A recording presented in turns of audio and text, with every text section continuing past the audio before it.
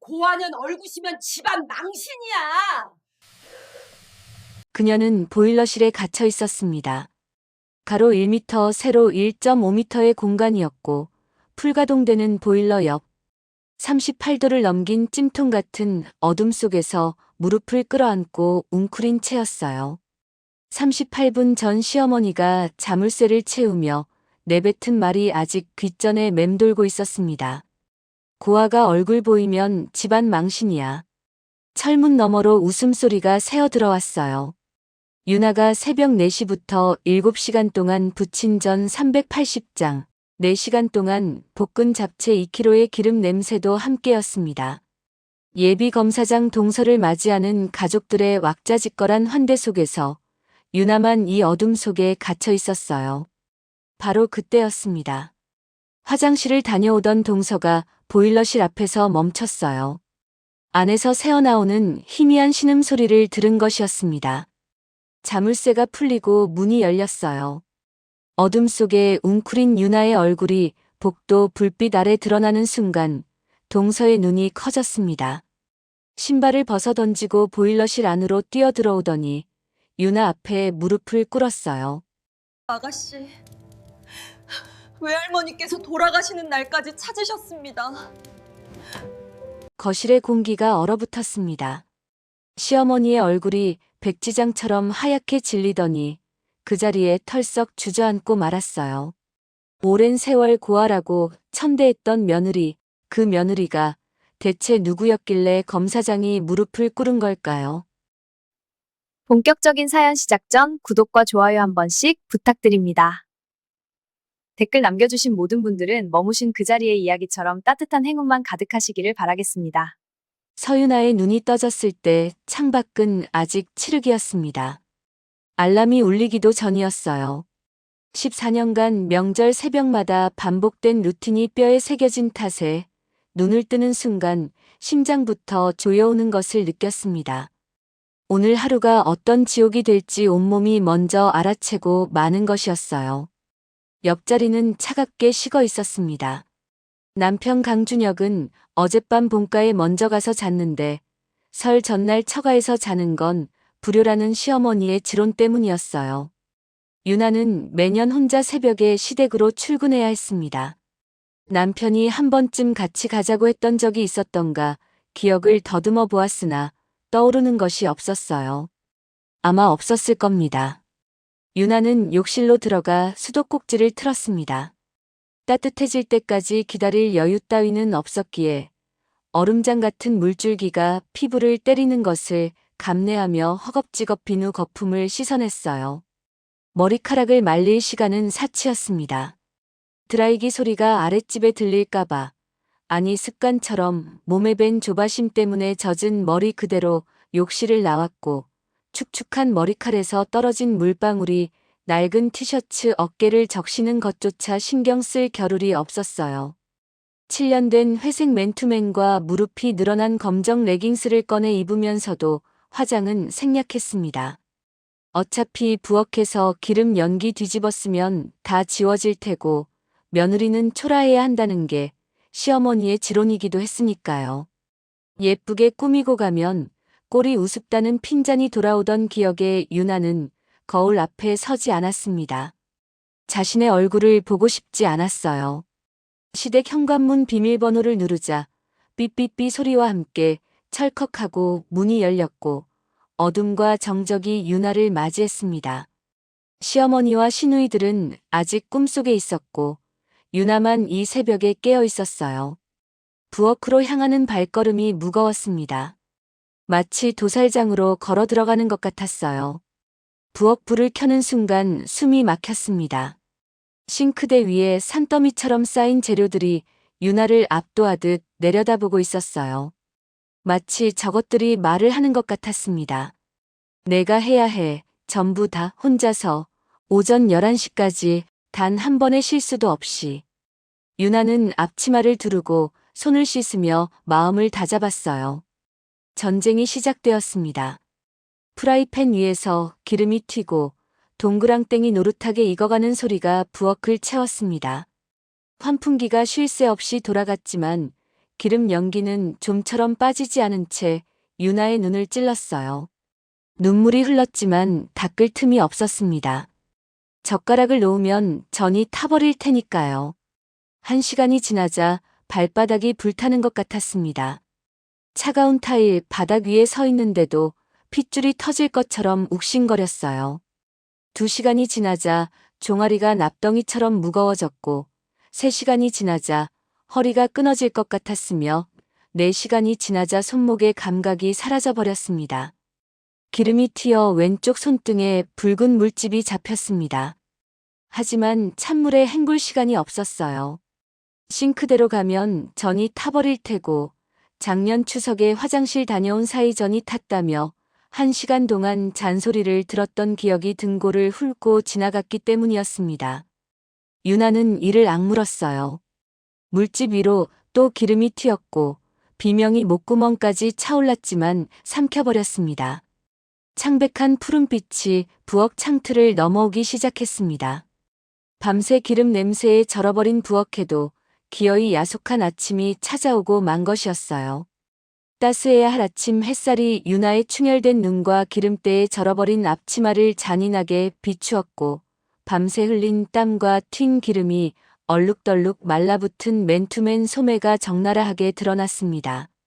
그때 거실 쪽에서 소리가 들려왔어요. 시어머니가 일어난 모양이었습니다. 화장실 물 내리는 소리에 이어 슬리퍼 끄는 소리가 들렸고 텔레비전이 켜지며 설 특집 예능 프로그램의 떠들썩한 웃음소리가 거실을 채우기 시작했어요.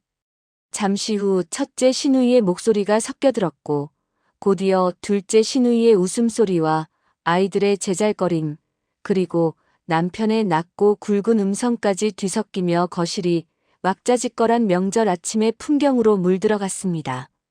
텔레비전 소리, 아이들 뛰어다니는 소리, 시어머니가 손자에게 과일 깎아주며 호들갑 떠는 소리. 유나는 벽 하나를 사이에 두고 그 소리들을 들었습니다. 환풍기 소음 사이로, 기름 튀는 소리 사이로, 자신의 거친 숨소리 사이로 스며드는 행복한 소음들이 고막을 긁었어요. 아무도 부엌에 오지 않았습니다. 수고한다는 말도, 도와줄까 하는 말도, 밥 먹었냐는 말도 없었어요. 마치 부엌에 사람이 없는 것처럼, 마치 유나가 투명인간인 것처럼 거실의 웃음소리는 점점 커졌고 유나는 쉬지 않고 젓가락질을 하면서 쉬지 않고 전을 뒤집으면서 쉬지 않고 자신의 존재를 지워가며 점점 작아졌습니다. 벽 하나를 사이에 두고 유나는 철저히 혼자였어요. 발소리가 부엌으로 다가왔습니다. 시어머니였어요. 새로 파마한 머리에 롤을 감은 채 부엌에 들어서자마자 코를 찡긋거렸습니다. 기름 냄새가 찐다며 환기 좀 시키지 않겠냐는 핀잔이 떨어졌어요. 창문은 이미 열려 있었고 환풍기는 최대로 돌아가고 있었습니다. 하지만 그런 건 중요하지 않았어요. 시어머니는 유나의 대답을 기다리지 않은 채 싱크대 위에 쌓인 전 접시들만 훑어보았고 새벽부터 4시간 넘게 서 있는 며느리의 존재는 안중에도 없다는 듯 거실로 돌아가 버렸습니다. 수고했다는 말은 없었어요. 14년 동안 그랬습니다. 오늘도 다르지 않았어요. 어느덧 야속한 해가 중천에 떠오르고 전쟁 같았던 음식장만이 마침내 끝날 무렵 전이 채반에 수북이 쌓이고 잡채가 볼에 윤기를 흘리고 나물이 접시에 가지런히 담기고 갈비찜이 냄비에서 보글보글 끓고 있었습니다. 유나는 젖은 솜처럼 무거워진 몸을 이끌고 간신히 싱크대에 등을 기댔어요. 6시간 넘게 한자리에 서 있었던 다리에서 힘이 빠져나갔습니다. 허리가 끊어질 것 같았고 발바닥 핏줄이 터질 것 같았으며 왼쪽 손등의 물집이 욱신거렸어요. 물 한 모금 못 마시고 밥 한 숟가락 못 먹고 버틴 탓에 속이 텅 비어버린 아침이었습니다. 거실에서는 여전히 웃음소리가 흘러나오고 있었어요. 바로 그때였습니다. 시어머니가 부엌으로 들어왔어요. 아까와 달리 머리롤을 풀고 화장을 마친 상태였습니다. 귀에는 금 귀걸이가 흔들리고 입술에는 붉은 립스틱이 번들거리는 검사장 동서를 맞이할 준비를 마친 얼굴이었어요. 시어머니의 시선이 유나를 위해서 아래로 훑었습니다. 기름때 묻은 앞치마, 땀에 젖어 이마에 들러붙은 머리카락, 퀭하게 부은 눈두덩. 시어머니의 눈에 혐오가 스쳤어요. 마치 오물을 보는 것 같은, 아니 오물보다 못한 것을 보는 눈빛이었습니다. 손짓이 부엌 뒤편 보일러실을 향했어요. 유나는 입을 열려 했습니다. 아직 설거지가 남았고 식탁 세팅도 해야 했고 과일도 깎아야 했기 때문이었어요. 하지만 시어머니는 기다려주지 않았습니다. 뒤로 다가온 시어머니의 손이 유나의 등을 툭 밀쳐버렸어요. 마치 더러운 쓰레기를 치우듯 거추장스러운 짐짝을 옮기듯. 오늘 귀한 손님 온다. 고한연 얼굴 보이면 집안 망신이야. 유나는 비틀거리며 보일러실로 들어갔습니다. 앞치마를 벗을 틈도 없이 등 뒤에서 철문이 닫혔고 바깥에서 자물쇠 채우는 소리가 들렸어요. 문틈 사이로 새어 들어오던 한 줄기 빛이 가늘어지다가 마침내 사라졌습니다. 어둠이 유나를 삼켜버렸어요. 유나는 무릎을 끌어안았습니다. 등 뒤로 스며드는 배관의 열기, 왼쪽 손등에서 욱신거리는 물집의 통증, 텅 빈 위장이 보내오는 쓰린 신호까지 그 모든 것을 온몸으로 감내하며 눈을 감자. 지금 웅크리고 있는 이 좁은 공간처럼 시작부터 비좁고 초라했던 결혼 생활의 기억이 어둠 속에서 천천히 떠올랐습니다. 2010년 9월의 어느 토요일 결혼식장 유나 쪽 하객석에는 보육원 원장 선생님과 동기 2명뿐이었던 반면 신랑 쪽은 200명이 넘는 인파로 빼곡했기에 아버지의 손 대신 텅 빈 허공만을 움켜쥔 채 버진 로드를 걸어야 했던 유나의 하얀 드레스 자락은 축복의 꽃잎이 아닌 쓸쓸함만을 쓸어 담았습니다. 피로연이 끝난 뒤 시댁에 도착해 떨리는 무릎을 꿇고 시어머니에게 큰 절을 올리려 했으나 무릎이 바닥에 닿기도 전에 절은 됐으니 부엌에 가서 국이나 끓이라는 차가운 명령이 떨어졌고 웨딩드레스 자락을 걷어 올린 채 부엌에 들어서야 했던 신부의 하얀 세틴 위로 멸치 육수가 퉁퉁 튀었을 때 대기실에서 맡았던 부케 향기는 이미 비릿한 국물 냄새로 완전히 덮여버린 뒤였습니다. 결혼 후 맞이한 첫 번째 명절인 2011년 설 시어머니와 시아버지, 시누이 셋과 그 가족들, 남편까지 12명이 넘는 인원이 거실 식탁에 둘러앉아 식사를 시작하려는 순간 음식을 차려 나르고 국을 덜어드리고 수저를 놓는 모든 일을 마친 유나가 마지막으로 남은 빈 의자 하나에 앉으려고 몸을 낮추자 시어머니의 차가운 눈빛이 유나를 얼어붙게 만들었습니다. 혐오도 분노도 아닌 존재 자체를 부정하는 듯한 시선이었어요. 시어머니가 첫째 시누이에게 고개를 돌리자 아무런 말도 오가지 않았음에도 유나가 앉으려던 의자는 소리 없이 부엌 쪽으로 밀려났고 그 빈자리에 7살짜리 조카가 아무렇지 않게 엉덩이를 붙이는 동안 12명의 가족 중 단 한 사람도 유나를 쳐다보지 않았습니다. 마치 처음부터 그 식탁에 유나라는 사람은 존재한 적이 없었던 것처럼 12명의 식구들이 웃고 떠들며 수저를 드는 동안 유나는 두 발로 걸어 부엌으로 돌아갔는지 기어 들어갔는지조차 기억나지 않았고 다만 싱크대 앞 좁은 공간에 쪼그려 앉았을 때 무릎이 사시나무처럼 떨렸던 감각만이 오랜 세월이 지난 지금까지도 선명하게 남아 있었습니다. 찬밥을 처음 먹은 것도 바로 그 설이었습니다. 식구들이 식사를 마치고 거실로 빠져나간 뒤 12명분의 국그릇과 반찬 접시와 밥 공기를 닦아 찬장에 정리하고 나니 어느새 1시간이 훌쩍 지나 있었어요. 아침부터 아무것도 못 먹었고 점심때는 부엌 구석에 쪼그려 앉아 있었으며 저녁 준비를 하는 동안에도 밥 한 숟가락 입에 넣지 못했기에 배가 고파 견딜 수 없었습니다. 밥솥을 열자 솥바닥에 눌어붙은 누룽지만 남아 있었어요. 밥은 이미 시어머니가 남편 방으로 가져간 뒤였습니다.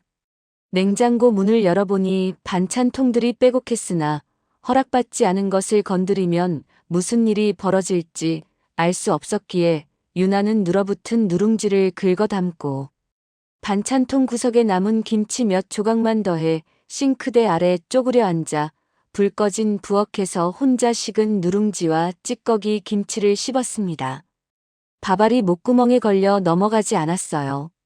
삼키려 할수록 뭔가 울컥 치밀어 올랐고 눈물이 흘렀지만 거실에서 텔레비전 보는 식구들에게 들릴까봐 소리 없이 입술을 깨물며 삼켜야 했습니다. 식은 밥알이 모래알처럼 씹히던 그 감각을 유나는 평생 잊지 못할 것이었어요. 다용도실에서 밥을 먹기 시작한 건 결혼 2년 차, 시어머니 친구분들이 집에 오신 날이었습니다.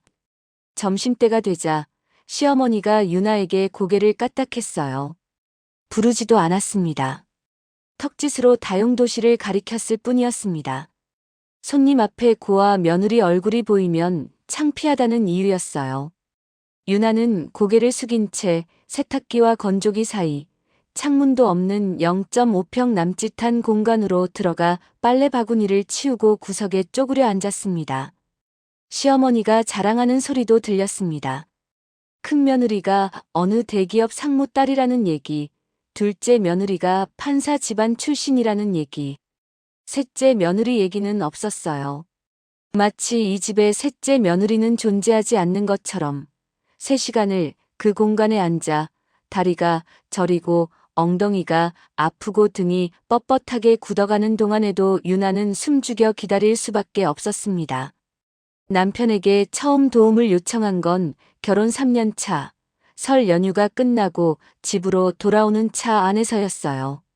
시어머니가 너무 힘들다고, 식탁에 앉지도 못하게 한다고, 손님 오면 다용도실에 숨어 있어야 한다고 참고 참다가 처음으로 조심스럽게 입을 열었습니다.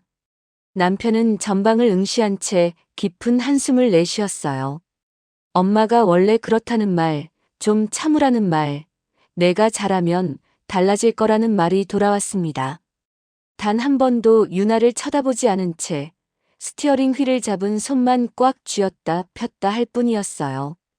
돌아오는 것이라곤 남편의 깊은 한숨뿐이라는 것을 깨달은 유나는 그날 이후로 굳게 입을 다문 채 혼자 참고 혼자 삼키고 혼자 버텨내야만 했습니다. 어둠 속에서 유나는 눈을 떴어요. 뺨 위로 뭔가 흘러내리고 있었습니다. 땀인지 눈물인지 알 수 없었어요. 배관의 열기에 피부가 달아올라 있었고 오래전 기억에 가슴이 먹먹하게 저며왔습니다. 철문 너머에서 여러 사람의 발소리와 웅성거리는 목소리, 현관문 열리는 소리가 들려왔어요. 시어머니의 유난히 높아진 목소리가 벽을 뚫고 스며들었습니다. 귀한 손님을 맞이하는 들뜬 톤이었어요. 시동생의 예비 신부가 도착한 모양이었습니다. 내년이면 검사장 승진이 유력하다는 검찰 내 차세대 에이스. 오늘 처음으로 시댁에 인사를 오는 날이었어요. 유나는 숨을 죽인 채 더 깊이 어둠 속으로 몸을 웅크렸습니다. 존재를 지워야 했어요. 그렇게 살아왔던 것처럼. 존재를 지우며 살아온 세월이었습니다. 하지만 3일 전 유나는 더 이상 그렇게 살지 않겠다고 결심했어요. 어둠 속에 웅크린 채 그 밤의 기억이 천천히 떠올랐습니다. 설 연휴를 앞둔 수요일 밤이었어요. 거실 불은 꺼져 있었고 욕실에서는 남편이 샤워하는 물소리가 콸콸 쏟아지고 있었습니다. 그 소리를 등지고 유나는 어둠 속에 홀로 앉아 있었어요. 거실 소파 위에 남편의 휴대폰이 화면이 켜진 채 놓여 있었습니다. 서늘하고 창백한 푸른빛이 어둠을 가르며 유나의 얼굴 위로 쏟아졌어요. 카카오톡 알림이 떠 있었고 강신의 사촌 단톡방이라는 글자 아래 미리 보기 한 줄이 유나의 시선을 붙잡았습니다. 올해도 고아올케가 전 다 붙이겠네 키읔키읔키읔키읔키읔. 유나는 원래 남편의 휴대폰을 들여다보는 사람이 아니었지만 그날따라 손가락이 저도 모르게 화면을 터치하고 있었어요. 단톡방에는 신우이 셋과 그 남편들, 시동생, 그리고 유나의 남편까지 8명이 들어가 있었습니다. 유나는 없었어요. 오랜 세월 이 가족의 일원이었지만 이 대화방에는 초대받지 못했던 것이었습니다. 스크롤을 올리자 심장이 쪼그라드는 것 같았어요. 첫째 시누이가 올케한테 애들 떡국 그릇 따로 챙기라고 시켜야겠다는 메시지를 남겼고, 둘째 시누이가 어차피 무료 식모인데 뭘 그러냐고 답을 달았으며, 셋째 시누이는 올케 부려먹기 꿀팁이라면서 명절 전날 미리 재료 손질까지 시켜놓으면 당일에 편하다고 늘어놓았습니다. 무료 식모, 부려먹기 꿀팁. 스크롤을 더 올리자 고아올케, 거지올케, 근본 없는 것이라는 표현들이 수십 번 반복되어 있었어요. 유나가 명절마다 새벽잠을 반납하고 전을 부치고 잡채를 볶는 동안 시누이들은 이 단톡방에서 유나를 조롱하고 있었던 것이었습니다. 속이 뒤집히는 느낌이었어요. 역한 냄새를 맡은 것처럼 위장이 쥐어짜였고 유나는 입을 틀어막았습니다. 스크롤을 더 올리자 남편의 이름이 눈에 들어왔어요. 시누이들이 아내를 조롱하는 메시지 아래에 남편이 남긴 것은 키읔키읔키읔 세 글자뿐이었습니다. 한 번도 말리지 않았고 한 번도 불쾌하다고 하지 않았어요. 그저 웃거나 침묵했을 뿐이었습니다. 화면이 흐려졌어요. 눈물인지 분노인지 알 수 없었지만 유나는 화면을 캡처하기 시작했습니다. 스크롤을 올리며 모든 대화를 저장했고 캡처 이미지가 47장이 되었을 때 욕실 문이 열리는 소리가 들렸어요. 유나는 남편이 거실로 나오자 아무 말 없이 휴대폰 화면을 보여주었습니다. 남편은 화면을 힐끔 보더니 귀찮다는 듯 미간을 찌푸렸어요. 장난이라고 했습니다. 가족끼리 농담 좀 한 거 가지고 왜 그러냐고 했어요. 피곤하다는 말을 내뱉고는 등을 돌렸습니다. 그게 전부였어요. 유나가 힘들다고 말할 때마다 돌아온 건 언제나 외면이었습니다. 엄마가 원래 그렇다는 말, 내가 잘하면 달라질 거라는 말, 그리고 깊은 한숨. 남편은 한 번도 유나의 편에 선 적이 없었어요. 그 순간 유나의 마음속에서 무언가가 끊어지는 소리가 났습니다. 신락같이 붙어있던 마지막 희망이었는지, 억지로 붙잡고 있던 환상이었는지 알 수 없었지만 그것이 끊어지고 나자 가슴속이 오히려 시원해지는 것을 느꼈어요. 이혼해야겠다고 생각했습니다. 그 생각이 떠오른 순간 유나는 단 한순간도 망설이지 않았어요. 더 이상 이 집에서 이 남편 옆에서 존재를 지우며 살고 싶지 않았습니다. 어둠 속에서 유나는 주머니 안에 휴대폰을 만졌어요. 그 안에 47장의 증거가 저장되어 있었습니다. 명절이 끝나면 변호사를 만나고 이혼 서류를 준비할 생각이었어요. 바로 그때 철문 너머의 정적을 깨고 날카로운 하이힐 굽소리가 들려오기 시작했습니다. 또각거리는 그 소리가 화장실 쪽을 향해 점차 가까워지더니 이내 보일러실 문 앞에서 뚝 끊기자 유나는 터져 나오려는 숨소리를 틀어막으며 온몸을 굳힐 수밖에 없었어요. 하이힐 소리가 보일러실 문 앞에서 뚝 끊기는 순간 유나는 터져 나오려는 숨을 억지로 삼켜야 했습니다. 철문 너머에 누군가 서 있었어요. 문틈 아래로 새어 들어오던 한 줄기 빛이 가늘어지더니 그림자 하나가 그 빛을 잠식해 들어왔고 유나의 심장은 미친 듯이 뛰기 시작했습니다. 귓가에 울려 퍼지는 자신의 심장 소리가 북소리처럼 크게 느껴졌고 혹여나 그 소리마저 철문 틈으로 새어나가 시어머니의 귀에 닿을까봐 온몸이 돌처럼 굳어버렸어요.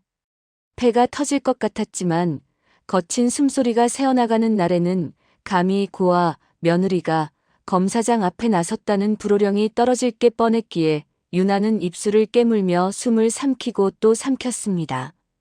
터져 나오려는 숨을 억지로 삼키는 그 짧은 찰나가 유나에게는 마치 영겁의 시간처럼 느껴졌어요. 문 앞에 선 그림자는 움직이지 않았고 화장실에 가려던 거라면 이미 지나갔어야 했는데 왜 거기 서 있는 건지 뭘 듣고 있는 건지 설마 유나의 숨소리가 들린 건지 알 수 없었어요.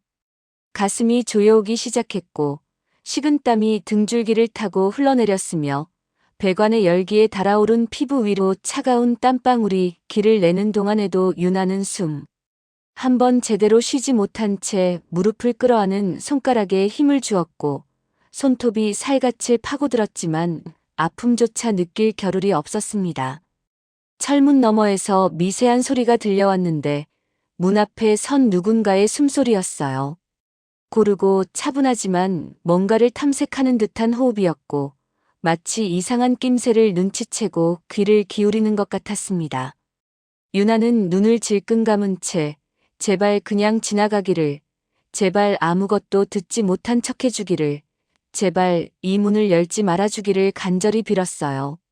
14년 동안 그래왔던 것처럼 존재를 지우고 투명해지기를 바랐습니다. 그때 문 손잡이가 철컥거리며 움직이기 시작했고 잠긴 자물쇠가 흔들리는 소리와 함께 누군가 문을 열려고 시도하고 있다는 것을 알 수 있었어요. 유나의 심장이 멎는 것 같았습니다. 자물쇠는 바깥에서 채워져 있었지만 손잡이를 돌리려는 시도가 계속되었고 잠시 정적이 흐른 뒤 문 너머에서 낮고 또렷한 여자의 목소리가 안에 누구 있냐고 물었어요. 유나는 숨을 삼킨 채 대답하지 못했습니다. 대답할 수 없었고 대답하면 안 됐어요. 시어머니가 알면 어떻게 될지 뻔했으니까요. 문 너머에서 다시 목소리가 들려왔는데 여기서 분명히 소리가 났다고, 신음 같은 소리가 들렸다고, 안에 누가 있는 거냐고, 괜찮으냐고 물었지만 유나는 여전히 대답하지 못했어요. 목이 막혔고 14년 동안 숨어 지내며 굳어버린 목구멍이 말을 내뱉는 법을 잊어버린 것 같았으면 입술이 달싹거렸지만 소리가 나오지 않았습니다. 잠시 후 문 너머에서 발소리가 멀어지는 게 들렸고 유나는 그제야 가슴을 쓸어내리며 안도의 한숨을 내쉬었어요. 그냥 지나간 모양이었습니다. 이상한 소리가 들렸다 해도 잠긴 문을 열 방법이 없었을 테니까요. 안도의 한숨과 함께 눈을 뜨자 어둠이 다시 유나를 감쌌고 배관의 열기가 여전히 등을 달구고 있었으면 땀에 젖은 옷이 피부에 들러붙어 불쾌했지만 위기는 지나간 것 같았어요. 그런데 발소리가 다시 들려오기 시작했습니다. 또각거리는 하이힐 소리가 다시 보일러실 쪽으로 가까워지고 있었고 이번에는 혼자가 아니었어요. 슬리퍼를 끄는 또 다른 발소리가 함께 들렸는데 그건 시어머니의 발소리였습니다. 문 앞에서 두 사람이 멈추자 시어머니가 그냥 창고라고 보일러 돌아가는 소리 때문에 이상하게 들렸을 거라고 신경 쓰지 말라고 웃음기를 머금은 달콤한 목소리로 말하는 게 들려왔어요.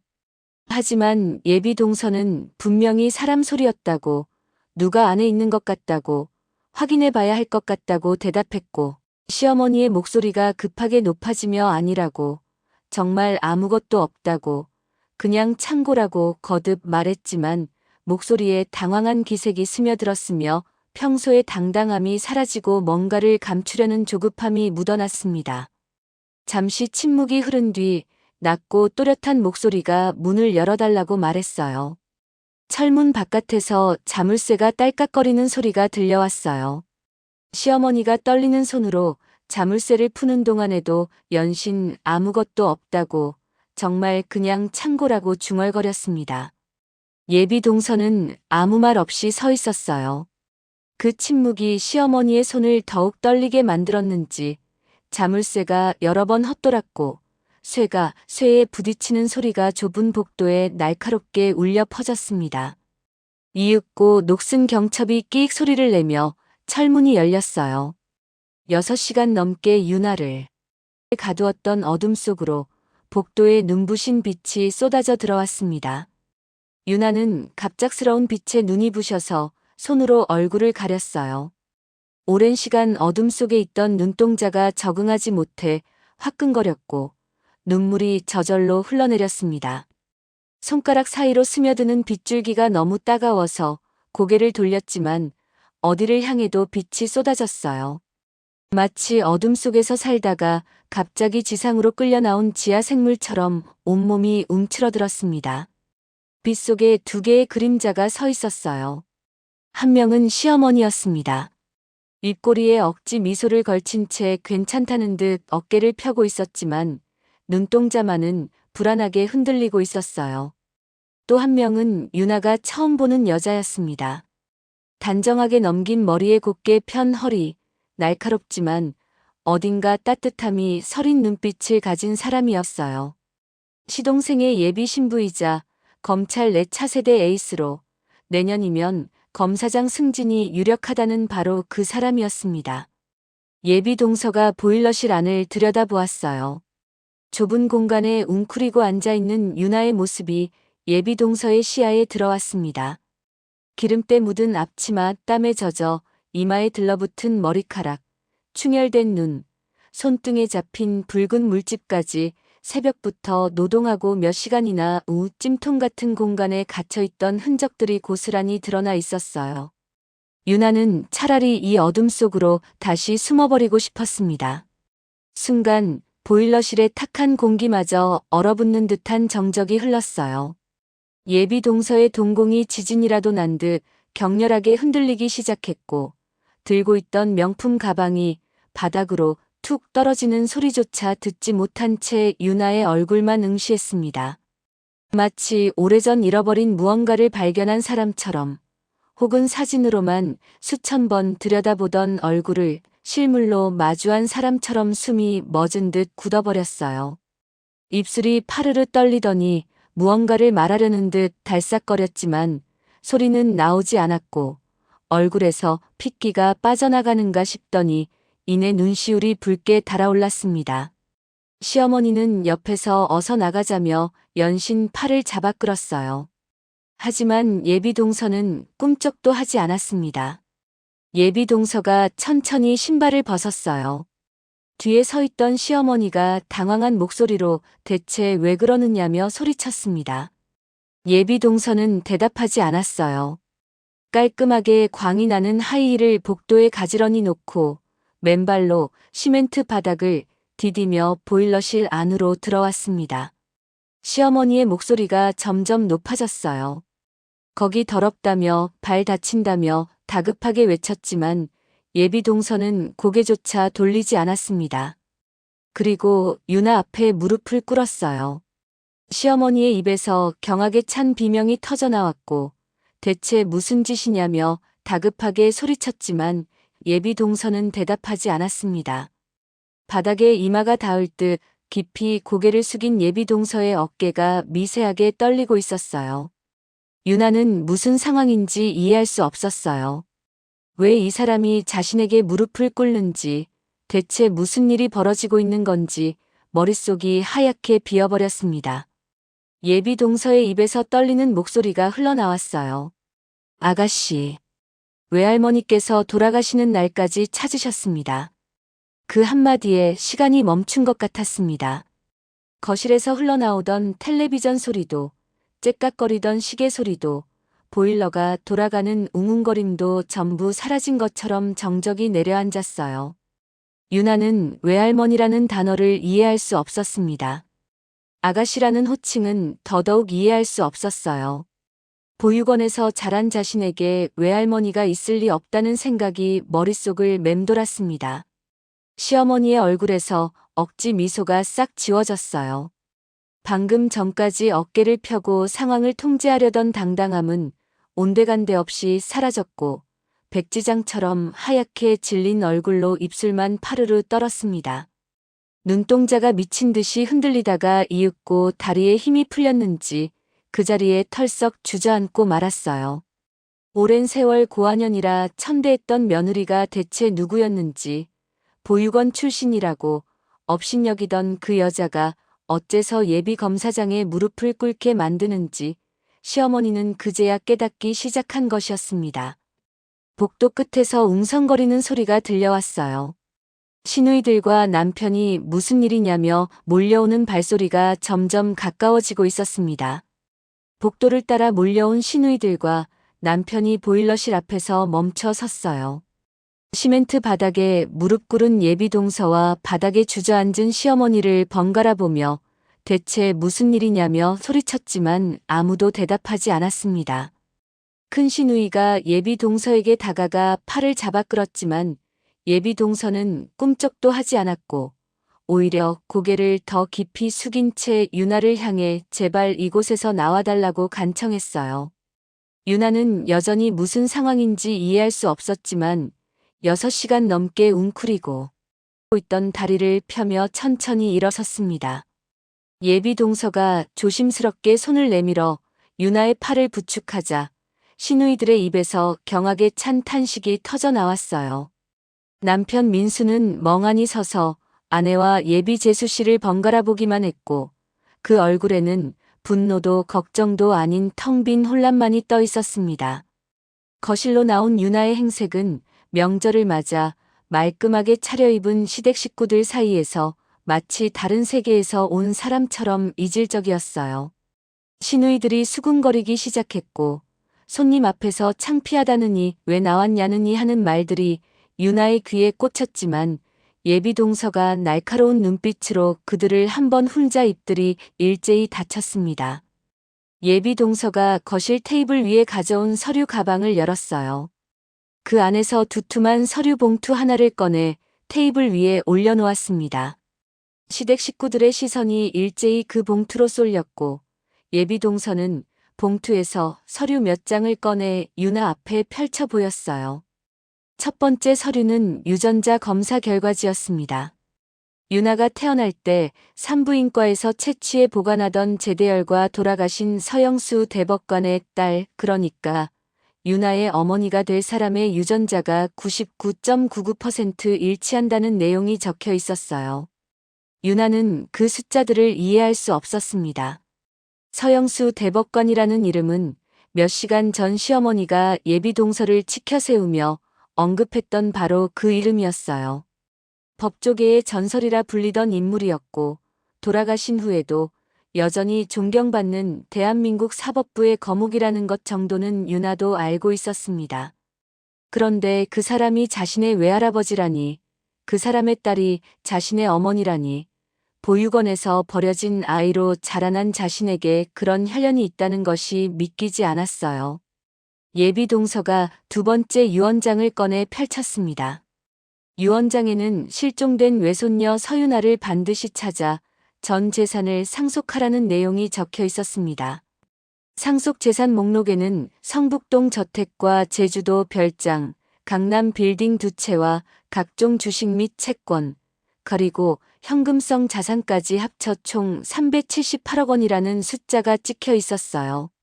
시댁 식구들의 표정이 일그러지기 시작했습니다. 큰 시누이의 입이 떡 벌어졌고 남편 민수는 마치 외계어를 듣는 사람처럼 멍하니 서류를 바라보았어요. 예비 동서가 설명을 이어갔습니다.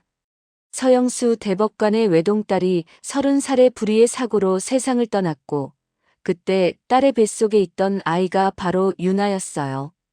아이는 사고 직후 조산으로 태어났지만 병원에서 실종되었습니다.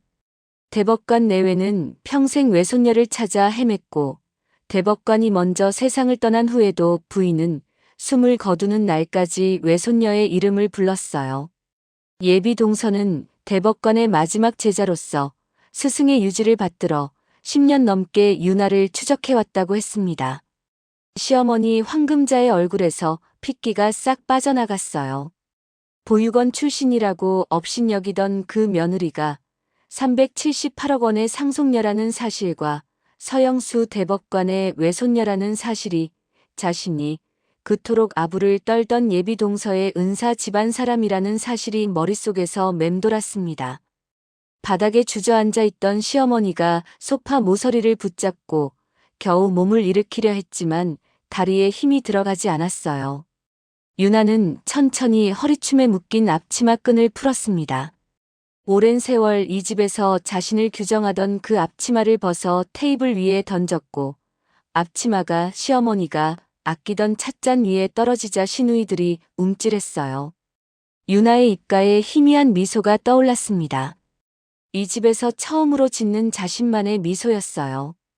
예비 동서가 준비해온 차량이 대문 앞에 대기하고 있었어요. 유나는 그 집을 뒤도 돌아보지 않은 채 현관문을 나섰습니다. 시어머니가 뒤에서 어디 가느냐며 설인데 며느리가 시댁을 떠나면 되느냐며 소리쳤지만 유나의 발걸음은 멈추지 않았어요. 예비 동서가 조심스럽게 차문을 열어주었고 유나는 평생 처음으로 누군가의 에스코트를 받으며 뒷좌석에 올랐습니다. 차가 출발했어요. 100m 너머로 시댁 식구들이 현관 앞에 모여서서 멍하니 차를 바라보는 모습이 보였습니다. 시어머니는 여전히 무언가를 외치고 있었지만 창문을 닫은 차 안에서는 아무 소리도 들리지 않았어요. 남편 민수가 뒤늦게 뛰어나와 차를 쫓아오는 것 같았지만 차는 이미 골목을 빠져나가고 있었습니다. 유나는 그 모습을 무표정하게 바라보다가 천천히 고개를 돌려 앞을 응시했어요. 성북동 저택까지 가는 길은 1시간이 채 걸리지 않았습니다. 하지만 유나에게는 마치 다른 세계로 이동하는 여정처럼 느껴졌어요. 예비 동서가 차 안에서 조심스럽게 이것저것 설명해 주었습니다. 외조 부모님이 살아계실 때 저택을 어떻게 가꾸셨는지, 외할머니가 돌아가시기 전 유나의 방을 어떻게 꾸며두셨는지, 10년 넘게 관리인이 저택을 그대로 보존해왔다는 이야기까지. 유나는 그 모든 것이 자신의 이야기라는 사실이 여전히 실감나지 않았어요. 저택 대문이 열리자 넓은 정원이 펼쳐졌습니다. 잘 손질된 잔디밭과 겨울에도 푸른 상록수들이 길 양옆으로 늘어서 있었어요. 저택 현관에는 이미 집사와 가정부들이 도열해 있었습니다. 유나가 차에서 내리자 일제히 허리를 굽혀 인사했어요. 아가씨 오셨습니다. 그 말이 귀에 들어오는 순간 유나의 눈시울이 뜨거워졌습니다. 평생 누군가에게 아가씨라고 불려본 적이 없었어요. 보육원에서는 이름 대신 번호로 불렸고 시댁에서는 야, 너 이것이라는 호칭만 들어왔습니다. 그 두 글자는 마치 다른 언어처럼 낯설게 느껴졌어요. 저택 내부는 고풍스러우면서도 따뜻했습니다. 곳곳에 외조 부모님의 사진이 걸려 있었어요. 그중 한 장에는 젊은 여자가 만삭의 배를 안고 환하게 웃는 모습이 담겨 있었습니다. 예비 동서가 저분이 어머니라고 유나를 낳기 2달 전에 찍은 사진이라고 설명해 주었어요. 유나는 평생 한 번도 본 적 없는 어머니의 얼굴을 한참 동안 바라보았습니다. 사진 속 어머니의 눈매와 코, 입술이 거울에서 보던 자신의 얼굴과 닮아 있었어요. 그 사실이 가슴 한구석을 뜨겁게 달구었습니다. 2층 복도 끝에 있는 방문을 열자 핑크색과 흰색으로 꾸며진 방이 나왔어요. 창가에는 작은 요람이 놓여 있었고 선반에는 아기 옷과 인형들이 가지런히 정리되어 있었습니다. 예비 동서가 설명했어요. 외할머니께서 손녀를 맞이할 준비를 해두셨다고, 매년 생일마다 선물을 사서 이 방에 쌓아두셨다고, 결국 한 번도 직접 안아보지 못하고 떠나셨다고. 유나의 눈에서 눈물이 흘러내렸습니다.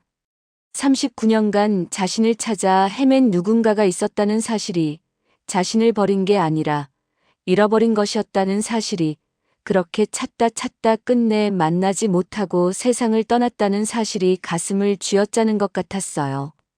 그 시각 시댁에서는 혼란이 계속되고 있었습니다. 시어머니 황금자는 소파에 앉은 채 멍하니 허공을 바라보고 있었어요. 큰 시누이는 인터넷을 뒤져 서영수 대법관에 대한 기사를 찾아보다가 얼굴이 하얗게 질렸습니다. 실종된 외손녀를 찾는다는 기사, 천문학적인 상속 재산을 물려줄 상속인을 찾고 있다는 기사, 법조계 전설의 마지막 혈육이 행방불명되었다는 기사들이 줄줄이 쏟아져 나왔어요.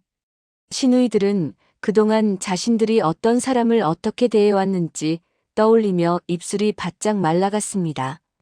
남편 민수가 유나에게 전화를 걸었지만 신호만 울릴 뿐 받지 않았어요. 문자를 보내도 답이 없었습니다. 급기야 시어머니가 직접 전화를 걸어 돌아오라고, 다 오해라고, 얼마든지 이야기할 수 있다고 말했지만 전화는 끊어졌어요. 그날 저녁 시댁 대문 앞에 검은 양복을 입은 남자가 나타났습니다. 손에는 내용 증명이 든 서류 봉투가 들려 있었어요. 봉투를 뜯어본 시어머니의 얼굴이 일그러졌습니다. 무급 가사노동에 대한 손해배상 청구 예고라는 제목 아래 빼곡하게 적힌 금액과 항목들이 눈에 들어왔어요. 그제야 시어머니는 깨달았습니다. 상황이 심상치 않다는 것을, 저 며느리가 그냥 돌아오지 않을 거라는 것을, 그동안 쌓아온 것들이 전부 자신에게 되돌아올 수 있다는 것을. 손에 든 서류가 바들바들 떨렸어요.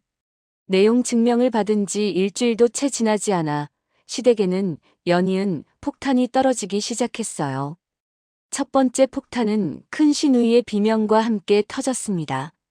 아침에 백화점에서 쇼핑을 하려던 큰 시누이가 계산대 앞에서 카드 결제를 거부당했어요. 잔액 부족도 한도 초과도 아닌 카드 정지라는 말에 얼굴이 불그락푸르락해졌습니다. 작은 시누이 역시 마찬가지였어요. 단골 미용실에서 결제가 안 되어 망신을 당했습니다. 남편 민수는 회사에서 점심을 먹으려다 법인카드가 먹통이 되는 바람에 후배에게 밥값을 얻어야 했어요. 시어머니 황금자가 급하게 은행에 전화를 걸었습니다. 돌아온 대답은 더욱 충격적이었어요. 가압류가 걸렸다는 것이었습니다. 명의로 된 모든 계좌에 출금 정지가 내려졌어요. 시어머니는 가압류라는 단어의 의미를 정확히 알지 못했지만 돈을 뺄 수 없다는 것만은 이해했습니다. 전화기를 든 손이 사시나무 떨듯 떨리기 시작했어요. 그 주 금요일 법원에서 등기 우편이 도착했습니다. 시어머니는 봉투를 뜯다가 손이 멈췄어요. 경매 개시 결정이라는 글자가 눈에 들어오는 순간 다리에 힘이 풀렸습니다. 평생 살던 아파트가 경매에 넘어간다는 뜻이었어요. 시누이들에게 전화를 걸어 어떻게 해야 하냐며 울먹였지만 돌아오는 건 한숨뿐이었습니다. 청구 금액은 8억 7천만 원이었습니다. 무급 가사노동에 대한 손해배상, 정신적 피해에 대한 위자료, 강제 감금에 대한 손해배상, 그리고 그 모든 것에 대한 이자까지 합친 금액이었어요. 윤아 측 변호사는 시댁이 보유한 아파트와 상가, 자동차까지 전부 가압류해 놓은 상태였습니다. 시어머니가 평생 모은 재산의 총합보다 청구 금액이 더 컸어요. 이대로 가면 전 재산을 털어도 모자랄 판이었습니다. 남편 민수의 회사에도 내용 증명이 날아들었어요. 혼인 기간 중 형성된 재산에 대한 분할 청구 예고와 함께 배우자의 부당행위에 대한 증거 자료가 첨부되어 있었습니다. 회사 인사팀에서 민수를 불러 무슨 일이냐며 물었어요. 민수는 아무 말도 하지 못한 채 고개만 숙이고 있었습니다. 집에서 무슨 일이 있었는지 회사에 소문이 퍼지는 건 시간 문제였어요. 승진을 앞두고 있던 민수의 앞날에 먹구름이 드리워지기 시작했습니다. 시누이들의 남편들도 불똥을 피해갈 수 없었어요. 큰 시누이 남편은 장모가 경매에 넘어간다는 소문에 회사 동료들 앞에서 수군거림의 대상이 되었습니다. 작은 시누이 남편은 처가 쪽 일에 엮이기 싫다며 이혼을 언급하기 시작했어요. 시누이들은 모든 것이 윤아 때문이라고, 그 여자가 배신했다고 이를 갈았습니다. 정작 배신을 먼저 한쪽이 누구였는지는 생각하지 않았어요.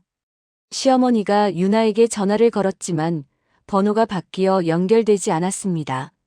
성북동 저택으로 찾아가려 했지만 대문 앞에서 경비원에게 제지당했어요. 윤아를 만나게 해달라며 할 말이 있다며 사정이 있었다며 아무리 사정해도 경비원은 꿈쩍도 하지 않았습니다. 시어머니는 결국 대문 앞에서 쫓겨나듯 돌아서야 했어요. 돌아오는 버스 안에서 시어머니는 창밖을 바라보았습니다. 이게 다 꿈이라면 좋겠다고, 그 며느리가 378억 상속녀라는 게 거짓말이라면 좋겠다고, 제발 예전으로 돌아갈 수 있다면 좋겠다고 빌었어요. 하지만 버스는 무심하게 시댁이 있는 동네로 향하고 있었습니다. 성북동 저택에서 윤아는 변호사와 함께 서류를 검토하고 있었습니다. 변호사가 시댁 측에서 합의를 요청해올 가능성이 높은데 어떻게 하시는 게 좋을지 물었습니다. 윤아는 잠시 생각에 잠겼어요. 합의는 없고 끝까지 가겠다며 그들이 자신에게 했던 것처럼 끝까지 가겠다고 말하니 변호사도 고개를 끄덕이며 대답했어요. 그날 밤 시댁 거실에서는 가족회의가 열렸어요.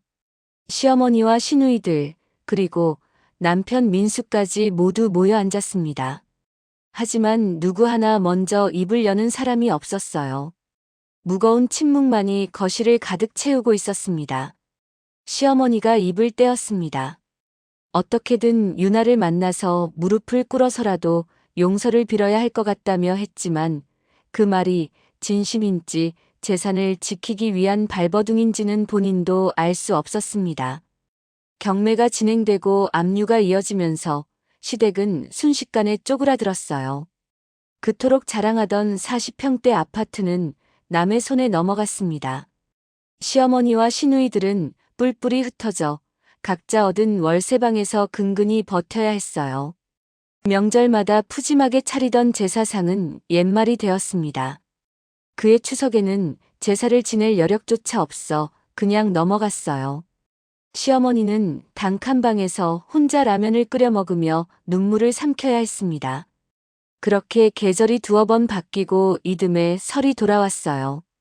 시어머니는 어떻게든 제사만은 지내야겠다는 생각에 시누이들과 남편 민수를 불러 모았습니다. 장소는 시어머니가 얻은 반지하 월세방이었어요. 좁은 방에 5명이 옹기종기 모여 앉자 숨쉬기도 불편할 지경이었습니다. 제사상이라고 해봤자 마트에서 산 사과 몇 개와 배 2알 두부 한 모와 시장에서 구해온 생선 한 마리가 전부였어요. 예전 같으면 코웃음 쳤을 초라한 상차림이었지만 지금은 그것조차 감지덕지였습니다. 큰 시누이 남편은 결국 이혼 서류를 들이밀었습니다. 작은 시누이는 남편에게 쫓겨나다시피 친정으로 돌아온 처지였어요. 남편 민수는 회사에서 권고사직을 당한 뒤 재취업에 번번이 실패하고 있었습니다. 헬쑥해진 얼굴에 며칠째 면도도 안 한 수염이 지저분하게 자라 있었어요. 1년 전만 해도 거들먹거리던 시댁 식구들의 모습은 온데간데 없이 사라졌습니다. 좁은 반지하 방에는 패배한 자들의 무거운 침묵만이 가득했어요. 시어머니가 향에 불을 붙이려는 순간 현관문을 두드리는 소리가 들려왔습니다. 시누이들이 서로 눈치를 보며 누군지 물었지만 아무도 대답이 없었어요. 시어머니가 무거운 몸을 일으켜 문을 연 순간 문 앞에 서 있는 사람을 보고 시어머니의 손이 문고리를 움켜쥔 채 굳어버렸어요. 숨이 목구멍에 걸렸고 입술이 파르르 떨리기 시작했습니다. 1년 만에 보는 유나의 모습이었어요. 완전히 달라져 있었습니다. 기름때 묻은 앞치마 대신 고급스러운 캐시미어 코트를 걸치고 있었습니다.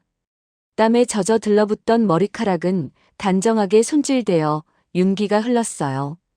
충혈되어 풀려있던 눈동자는 맑고 단단한 빛을 띠고 있었습니다.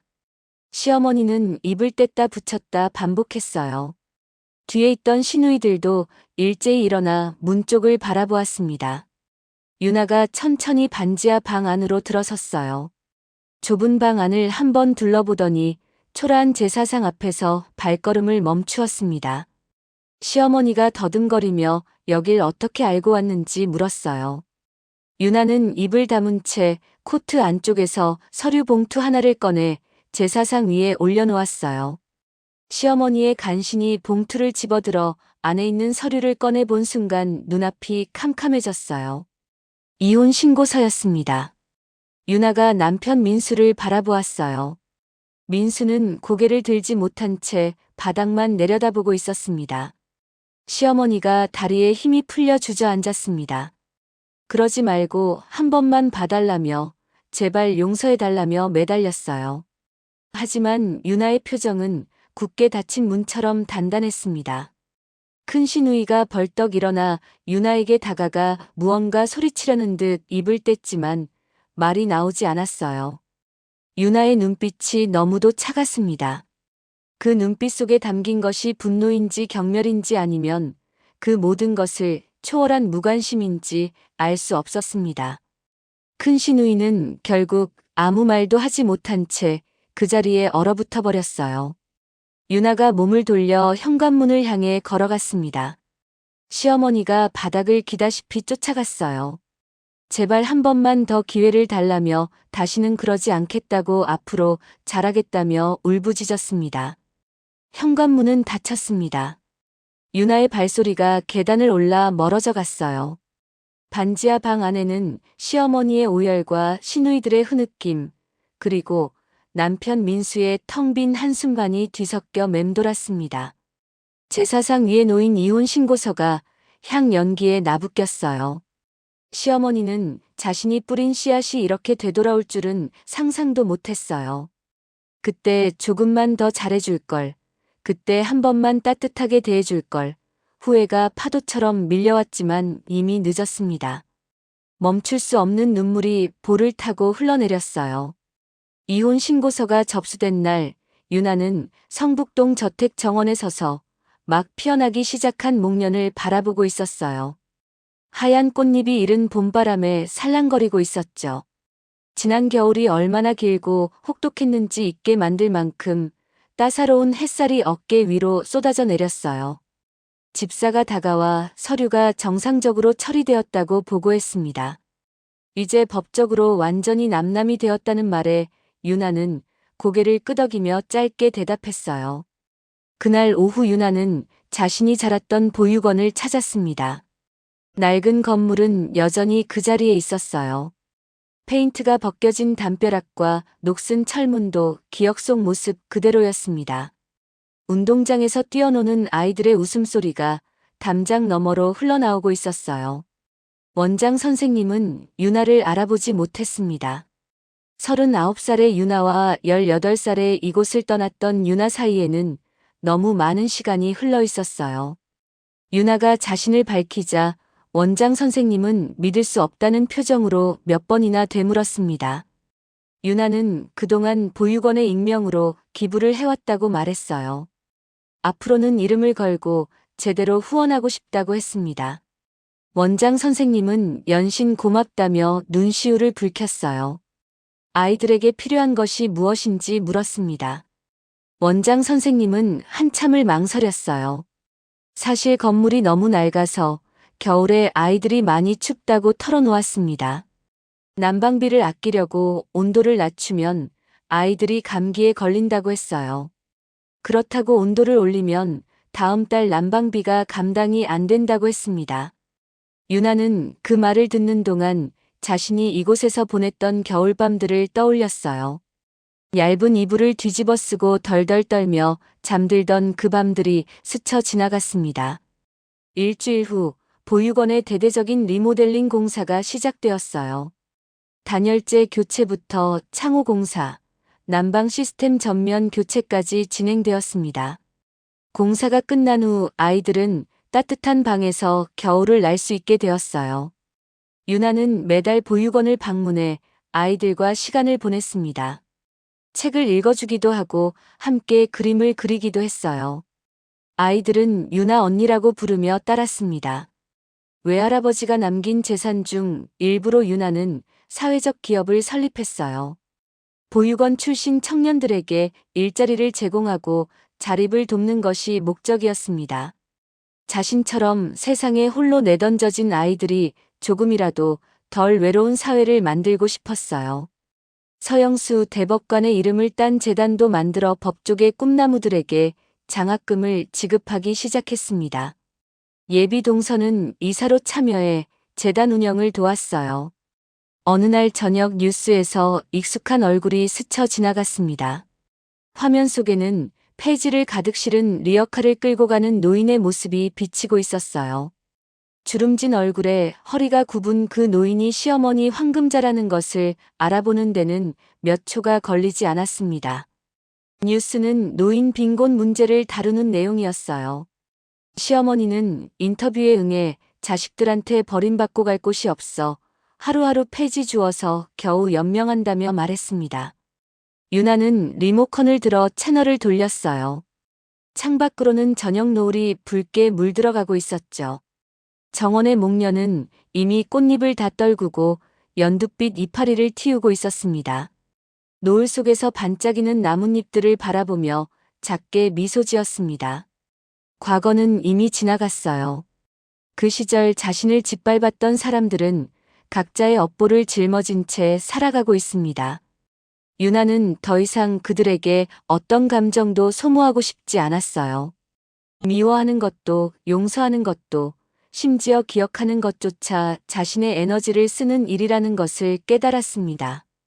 이제는 그 에너지를 온전히 자신을 위해, 자신과 비슷한 처지의 아이들을 위해 쓰고 싶었어요.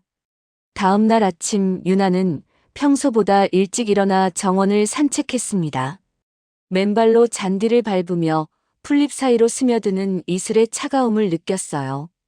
하늘에는 구름 한 점 없이 파란 빛이 펼쳐져 있었습니다.